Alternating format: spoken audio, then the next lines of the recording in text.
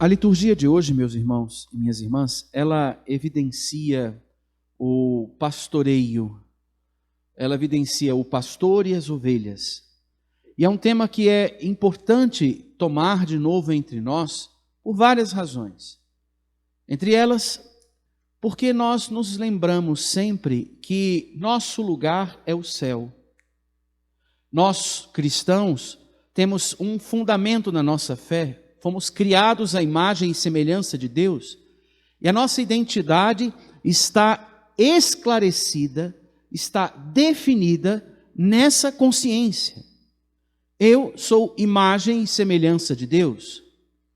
Os acontecimentos da história, da nossa história de fé, nos dizem que por empoderamento sugerido pela serpente, pelo diabo, nós nos apartamos de Deus, de quem somos imagem e semelhança, seduzidos pela ideia de sermos como Deus, e isso nos prejudicou, nos diminuiu, mas não nos destruiu.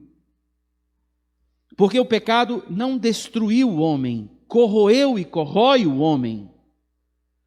E é interessante ter isso claro, porque o pecado pode nos enfraquecer, mas não nos destruir.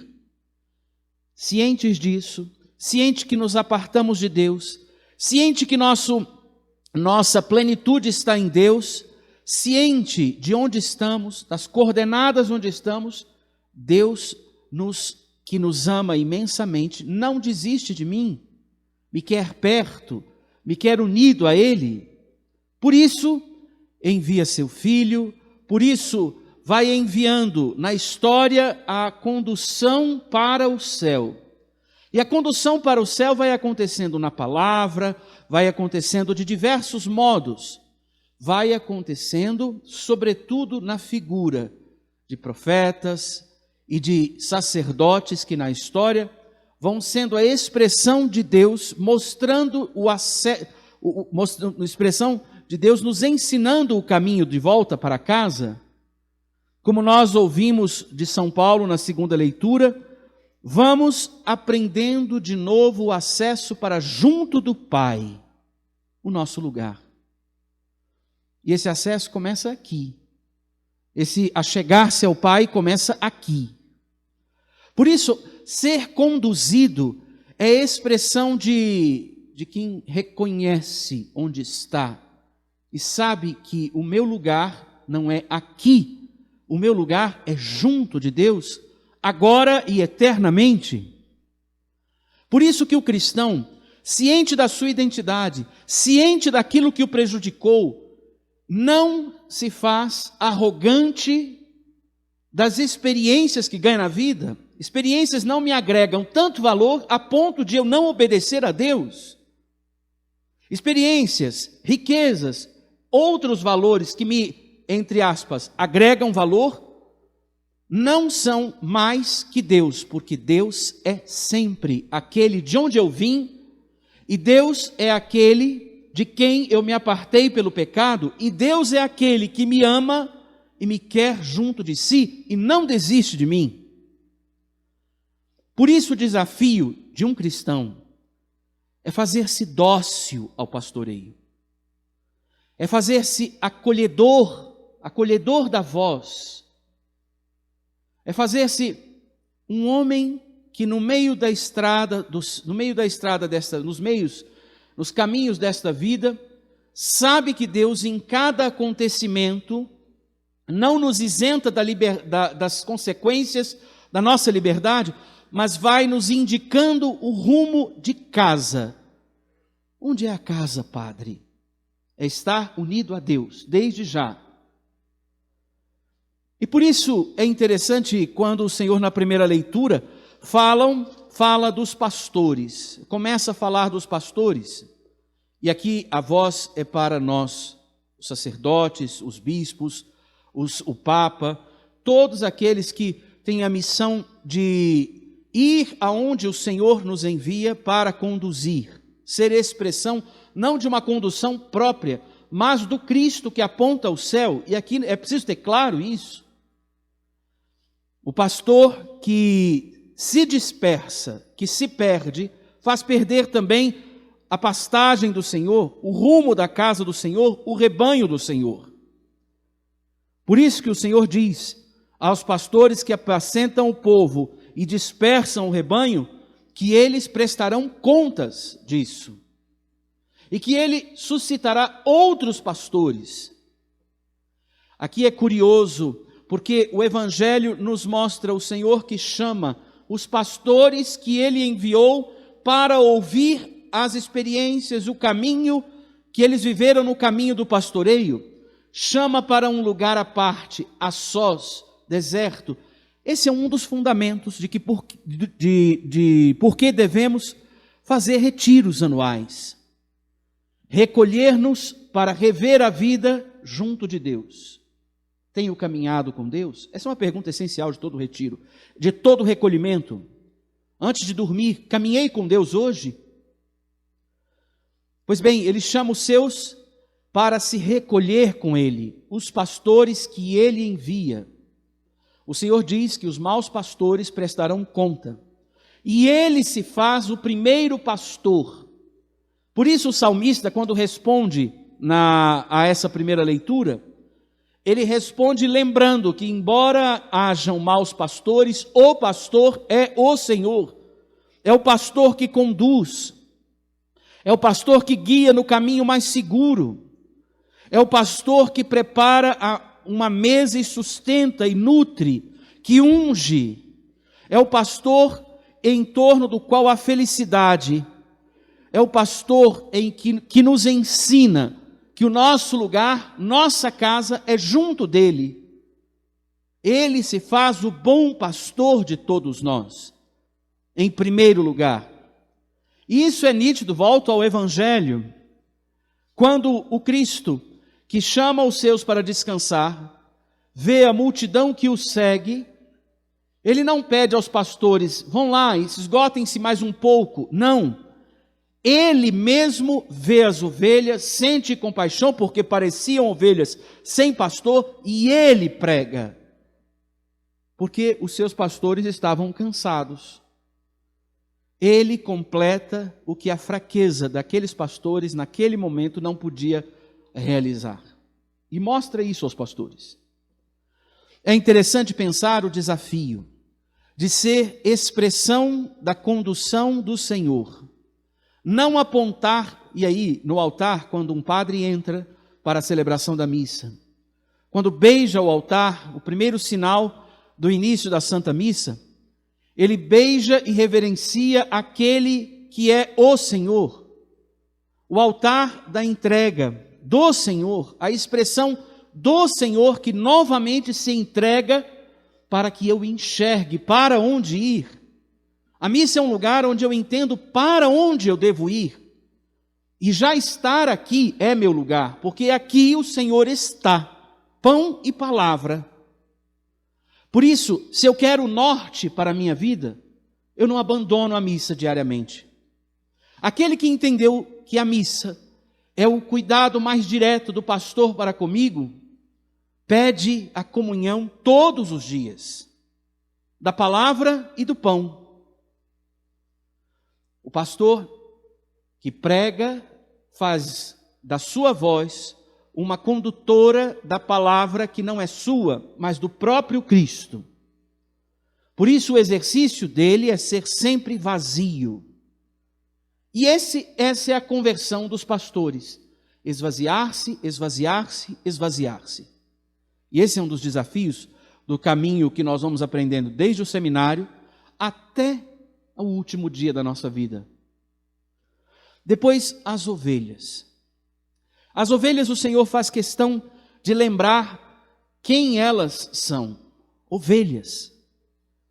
Irmãos, irmãs, gente que quer o céu, mas que por causa da confusão do pecado, se perde nas próprias conclusões, nas próprias determinações, se perde nas afirmações de eu faço, eu realizo, eu dou conta, eu isso, eu aquilo.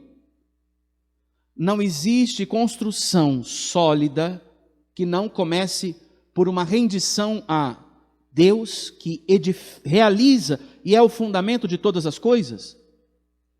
Quando alguém diz que vai a um matrimônio e diz: eu vou ser feliz, eu vou dar conta, eu quero isso, eu tenho a minha família, eu tenho direito, esse com certeza vai ter muitos problemas dentro do casamento, porque não perguntou ainda: e Deus, o que quer? Sabe, muitas das oscilações dos matrimônios acontecem porque Deus é esquecido como fundamento. E é nessas horas que a gente precisa ser comunidade. Ovelhas junto do pastor, que sugerem a volta ao convívio com o pastor, para depois seguir com o pastor juntos. Isso é ser irmão. A ovelha sabe que junto do seu Senhor não falta coisa alguma. Sabe que o Senhor lhe leva a descansar quando precisa. Sabe que o Senhor restaura as forças. Sabe que o Senhor, mesmo quando eu passo por uma dificuldade, um vale tenebroso, eu não preciso temer, porque o caminho do vale tenebroso passa e Deus ao meu lado permanece. Ah, padre, mas se eu morrer no meio da dificuldade, se morre junto de Deus, já está no céu. Mas o exercício é não rejeitar Deus nem quando custa, porque Ele não é mau pastor quando custa. Ele é sempre bom pastor. O bom pastor dá segurança. E Ele faz isso conosco quando nós transitamos momentos em que nós não enxergamos a solução que nossas forças dão. O bom pastor mostra o horizonte do céu e nos pede paciência. E olhamos adiante e continuamos perto. Eu quero terminar essa nossa homilia indo ao final do Evangelho, porque ali tem... O Evangelho de hoje ele é moldurado por duas ideias muito bonitas. Os apóstolos reuniram-se com Jesus e contaram tudo o que haviam feito e ensinado. Feito e ensinado. Eles ensinaram sobre o céu aonde andaram. No último versículo se diz assim: Jesus viu uma numerosa multidão e teve compaixão porque eram como ovelhas sem pastor. E começou, pois, a ensinar-lhes muitas coisas. Ensinar. Lá no final do Evangelho de Mateus ele diz: Ide ao mundo inteiro, batizando em nome do Pai, do Filho e do Espírito Santo, e ensinando a observar todas as coisas que vos ordenei. Ele envia para ensinar. Ensinar é próprio do Cristo que se faz o pastor, o pedagogo, aquele que nos mostra o céu e nos leva para o céu. Ele nos vê como as ovelhas que ele sabia que estavam longe e para as quais ele enviou os seus pastores, eles agora voltavam. E quando agora ele enxergava as multidões, ele ensinava as coisas do coração, o que vinha de dentro de si, a misericórdia que sustenta a fragilidade e dá coragem para ser testemunha dele. Pois bem, diante do verbo, diante de Jesus que ensina, diante de ensinar, do ensinar de Jesus, como é que eu estou? Que desculpas eu dou para não ir à missa ouvir as lições do mestre? O padre é chato, a homilia é longa, a fala é isso, a fala é aquilo, ele não tem eloquência, isso, aquilo, me dá sono. Quantas desculpas eu uso para não ouvir a voz do mestre, a palavra do mestre, a palavra do pastor? Quantas desculpas eu uso para não rezar com a palavra no meu cotidiano? E ele está ali. Onde Deus está, eu preciso vê-lo. Abre a tua Bíblia e lê. Toma e lê. Toma e medita. Na missa, às vezes nós reparamos tanto a humanidade da missa que esquecemos de observar o que nos congrega na missa. O desafio da nossa história é guardar o ensinamento do pastor. Hoje eu estava colhendo da Pastoral da Comunicação, outro dia, uma voz que dizia assim, que cada vez, as tecnologias estão pedindo que nós contemos história mais rápido, de um jeito mais rápido. Você tem 15 segundos para contar uma história. Mas como assim 15 segundos? E isso eu tenho notado que no nosso contexto de cultura tem sido tão marcante que nós já não estamos mais lendo livros. Nós estamos agora parando no índice e achando que é o suficiente. Procurando esquemas prontos na internet.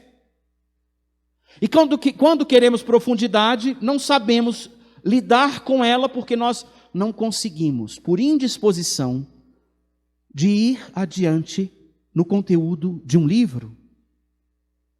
Pois bem, nessa semana eu quero sugerir uma coisa para você. Se você sabe que Cristo é o pastor, se você confia no seu pastor, pergunta técnica. Você sabe estudos você sabe quem é Jesus? Você sabe o que a nossa fé diz sobre ele? Você sabe, ao sentar-se num banco, o que está fazendo aqui? Pois nessa semana eu te sugiro pegar o catecismo e estudar o capítulo que fala sobre Jesus Cristo. Ah, padre, onde está? No nosso tempo, ninguém pergunta onde está. Vai buscar, ou na internet, ou no próprio livro. Vá lá. Estudar o tema do catecismo que diz sobre Jesus Cristo. E aqui eu quero ressaltar uma coisa. A Eucaristia de quem estuda a fé é sempre mais profunda. Essa semana nós tivemos as crianças que fizeram a primeira comunhão. Eu acho que tem uma delas aqui, a Lorena, não deve estar por aqui. E hoje eu acho que se não for a segunda comunhão dela, mas hoje de manhã, ontem, hoje de manhã e agora à noite, nós temos alguns que fizeram a primeira comunhão essa semana. Eles sabem muito sobre Jesus Cristo, bom pastor, porque foi o tema do caminho deles até aqui. Mas eles precisam que nós testemunhemos o nosso segmento para que eles não achem chata a missa. Porque se eles leem chatice na missa, antes é porque eles veem, antes de ver o padre, eles veem todos nós insatisfeitos porque reclamamos uma missa do nosso jeito e não buscamos na missa o Cristo. Ousemos ser para os que fizeram a comunhão essa semana, a primeira Eucaristia, o testemunho de quem confia no Senhor, de quem vai em busca, de quem edifica dando a Deus razão. Deus tem razão. Por isso é meu pastor e não me falta coisa alguma. Nesta semana, estudar o capítulo sobre Jesus Cristo no catecismo. E aqui vai uma perguntinha técnica ainda. Você tem o catecismo em casa? Quem tem ouvidos para ouvir, ouça.